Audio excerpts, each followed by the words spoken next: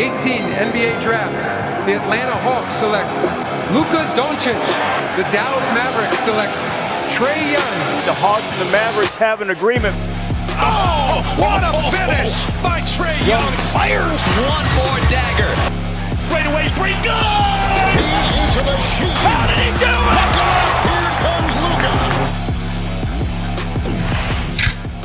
Both Luka Doncic and Trae Young have put up big numbers to start their NBA careers, but Luka has the edge in points per game, rebounds per game, and has helped lead his team to a better record through 3 seasons. But Trae has emerged as a superstar this postseason, leading the Hawks to the Eastern Conference Finals. Now some are questioning who would be the better player to start a franchise with.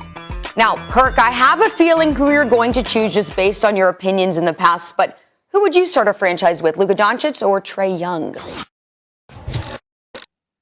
Oh, me? We start with me? I'm going with Luka. Oh, no, I said Perk. I thought you said Perk. Yeah, go ahead. Oh, no, go ahead, Dominique. I want to hear what you got to say. Go ahead. I mean, it's a tough decision because they both are great, and I think Trae Young right now is my favorite player to watch, mostly because he does the ice tray and because he bowed in Madison Square Garden. He got all the attitude that I want in my best player. But I'm going to go with Luka in large part because of NBA history. Like, he's a big guy who can play the point guard position, and that's what tends to win. It's not necessarily big guys that can play point guard position, but when your best player on the team is a big dude over 6'5", that's what wins championships in this league. That's the history. It's hard to argue against anything that Trae Young is doing and how deep they've made it into the playoffs this year. He's obviously doing better in the playoffs than Luka has ever done. But the first 3 years of Luka's career, he's been playing like a very mature veteran. I don't know if that's how he behaves in the locker room or around the team. That's a whole nother conversation.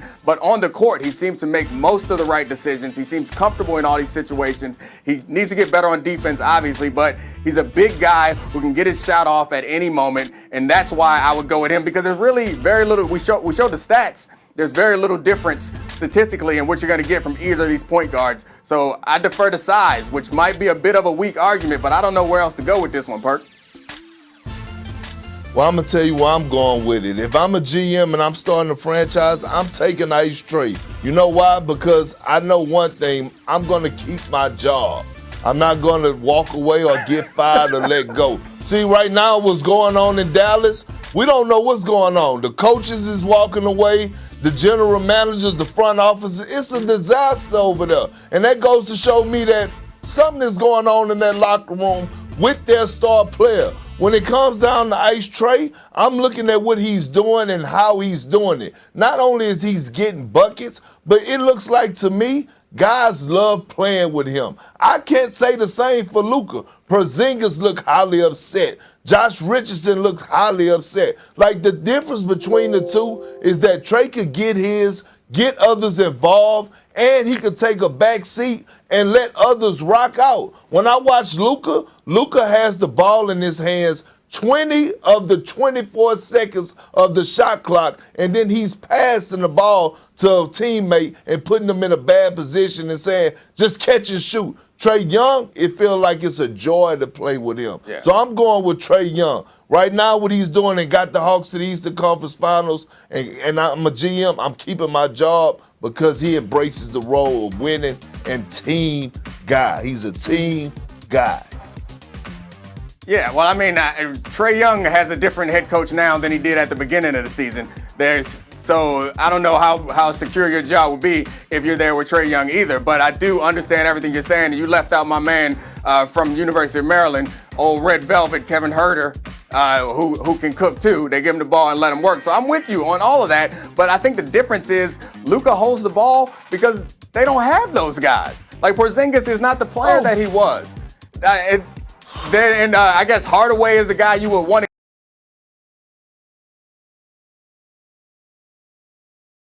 to give, but Hardaway is not the player that they have down in Atlanta. So I think that's what it boils down to. Maybe Porzingis in another situation will be different. Neither of us know. Maybe he'll be in a situation, maybe no matter what, he'll always play like James Harden did in Houston. But we see that James Harden has found another way to play with the Nets. So I'm thinking that Luka can do that in the right situation with the right players around him. That's all.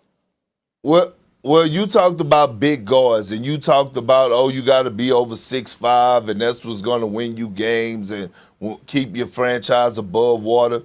Did Steph Curry die?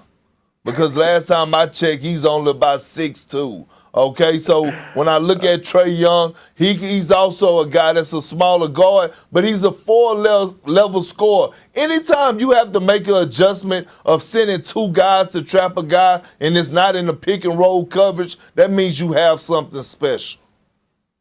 Yeah, we'll talk about something special. Young has started each series this postseason, averaging 38.3 points per game in the 3-game ones that he's played in. That's the most in NBA history, and I have to say, he is very, very fun to watch. So I look forward to seeing what he does with the rest of his career. Okay, guys, let's move.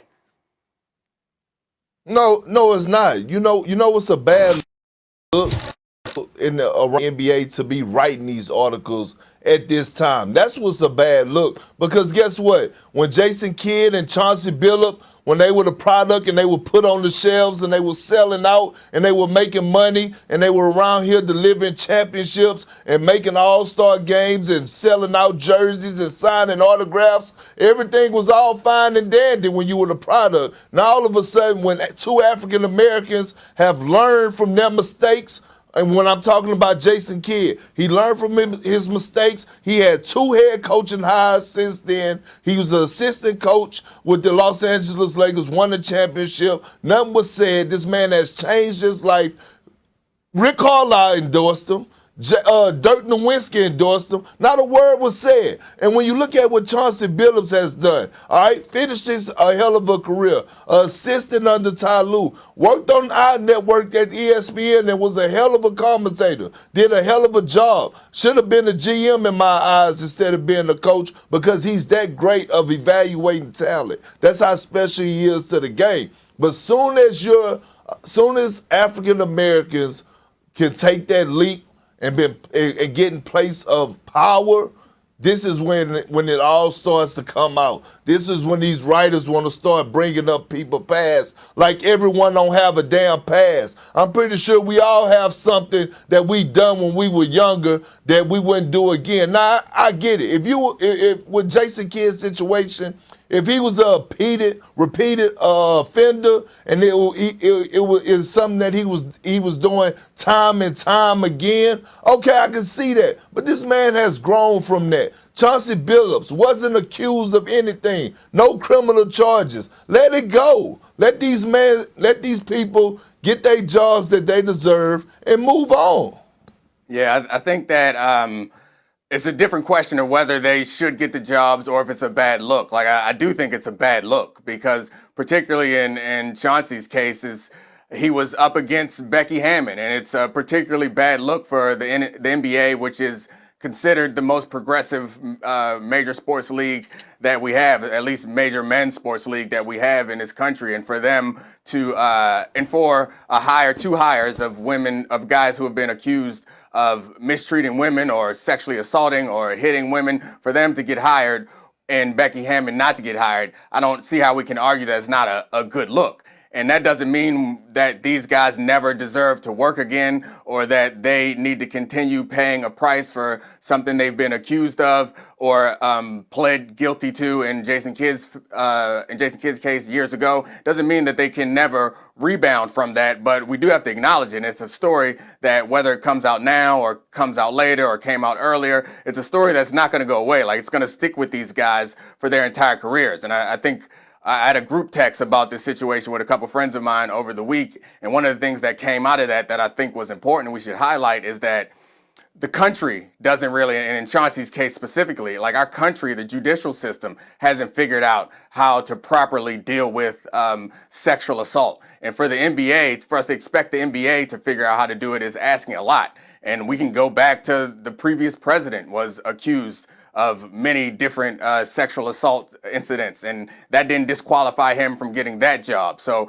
I'm not saying that that's the bar that we have to reach necessarily, but I am saying that I understand when guys or when anybody commits a crime or is accused of a crime, like there should be a process that we go through, which includes finding out or determining whether they are guilty or innocent. And then it also includes some punishment. And then when you come back from that punishment, then you are allowed to re-enter society and you're allowed to work again. It doesn't mean that you should be the head coach of a team or general manager of a team. And it doesn't mean that you shouldn't be. But all those things need to take place. And I don't think that's a failing of the NBA. That's a failing of our judicial system more than anything else. But it does, to get back to the original question, it does look bad today to have that as one of the headlines.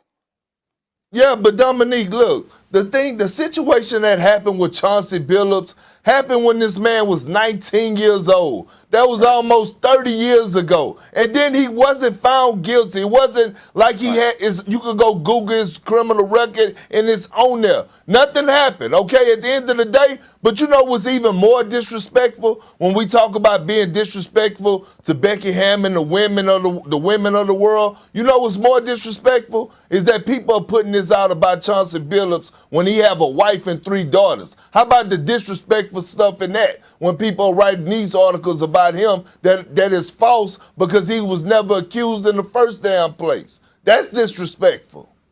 Well, yeah, I'm with you. I don't appreciate. I'm sure Chauncey doesn't appreciate it, but like the facts are the facts. Like the accusations were there. They brought up the accusations, and I don't think that is disrespectful. I didn't use the word disrespectful. Like I don't think it's disrespectful to Becky Hammon or disrespectful to anybody. I just think it's a bad look. And whether it's right or wrong doesn't matter. It's about the optics of the situation. The question is, does it look good or does it look bad? It looks bad for a league that prides itself on being progressive to have a woman in the running for the job, whether she deserved it or not. I'm sure she deserves to be a head coach at some point. It looks bad to deny a woman a job and then hire 2 men who are being accused of violent acts against women. Like it looks bad. It doesn't mean that it's. Go ahead, Perk. But Foxworth, this is what I'm telling you, man. Listen, at the end of the day, J. Kidd had 2 jobs. He was with the Nets, he was with the Bucks, he got hired on with the Lakers. Nobody said a damn word. And at the end of the day, it's not about men or women when you're talking about hiring for coaching. It's who's better fit for the job, who the people want, who the coaches want, who the organization want. Damian Lillard said for the Portland Trail Blazers, when asked, he wanted either Jason Kidd or Chauncey Billups. That's fine. I'm not disagreeing with any of that. And I like Chauncey Billups. I know him a little bit personally from Denver, and I liked him, but I don't know him well enough to know whether these are real or fake. But you brought up at the beginning of this how unfair it is, in part because they are black men. So I think you also understand that sometimes just because somebody wants to hire someone doesn't mean that they deserve the job. It's not an argument against Becky or against either of these guys or an argument for Becky Hammon, but just because somebody as a football player and someone who's been in the NFL, there's lots of black coaches who deserve to get hired. They didn't get the job because we fell back and we weren't critical of them. It's a whole nother conversation, but I'm with you on the point that you're making. Like it's uncomfortable for all of us, and it is a bad look for the league. Yeah, I actually have to agree with Dominique. I do think it's a bad look for the league. I think as far as the optics are concerned, I know that they did re-delve into that investigation and, tried to figure out what they could, didn't find anything else, and decided that at the end of the day it was more important to hire Chauncey as their head coach than anything else. So they went with that decision. But it also makes me wonder how serious they actually were about hiring Becky Hammon, because you talk about optics. Sometimes you have to wonder if teams really just say Becky's a finalist just for the fact that, this would make us look good to show that we're actually considering hiring a woman as our head coach. Were they actually really? I have no idea, but this makes me question that and really, truly wonder about it. So, guys, good discussion. We have to move on now.